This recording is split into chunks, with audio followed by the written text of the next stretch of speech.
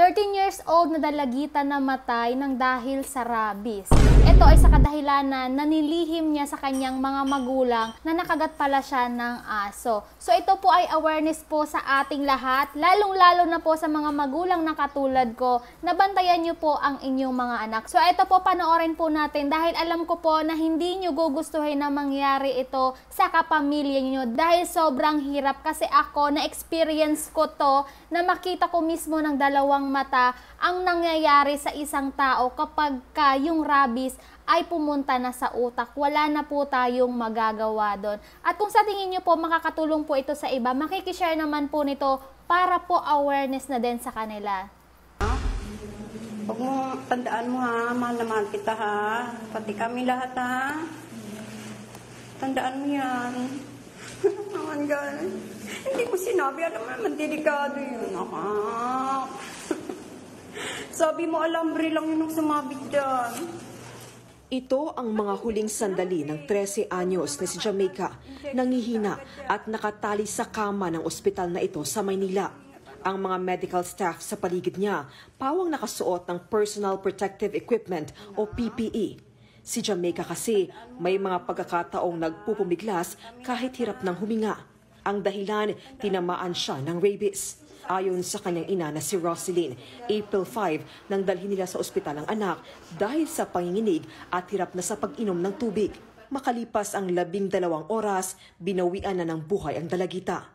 Base sa kanyang death certificate, rabies encephalitis ang sanhi ng kanyang pagkamatay.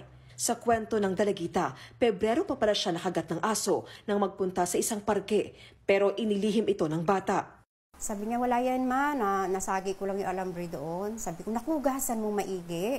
Ugasan mo yan, at saka sabunan mo ng sabunan. Okay na ma, nagawa ko na. Tapos sa room na siya sa kwarto, sabi ko, ipa-inject natin yung anti-tetanus. Wala na yan ma, huwag na. Sabi ganon. Pinanatag niya yung loob namin. Makalipas ang 2 buwan, lumabas na ang sintomas ng rabies. Ma, hindi ako makainom ng tubig. Sabi ko, bakit? Sabi niya, ma, kasi baka may rabies na ako, ma. Sabi niya gano'n. Sabi ko, gano'n, bakit ka nagka-rabies? Kinagat ka ba ng aso?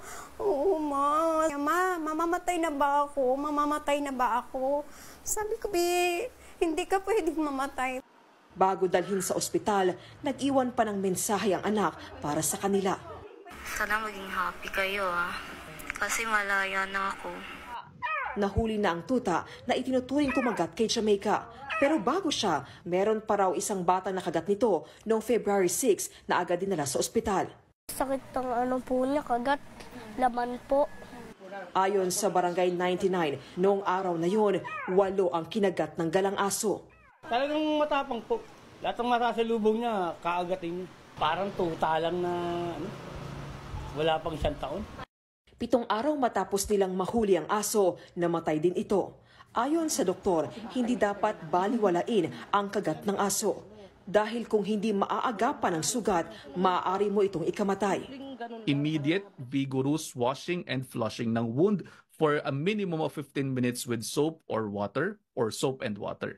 No, so yan. So, yung mga ganyan, yun yung unang-una. No? Pangalawa, pumunta po kayo sa pinakamalapit na ospital o sa pinakamalapit na animal bite center. Kasi yung mga ganyan, maganda na kinakailangan kayo ay makita yung sugat kung ito ay kailangan ng rabies immunoglobulin o ng vaccine lamang. Hindi rin daw dahil wala kang naramdamang agad na sintomas, matapos makagat, ligtas ka na sa rabies. Meron tayong yung usually na incubation, pwedeng maging incubation period yan. So again, pwedeng 2 weeks lamang, pwedeng maging 90 days, depende kasi sa development niya sa tao, no. So and then kapag ka nagkaroon ka ng onset of symptoms, no, maaari talaga na kung hindi ka nagpabakuna, maaari talaga maging hindi maganda yung kalabasan po nitong rabies.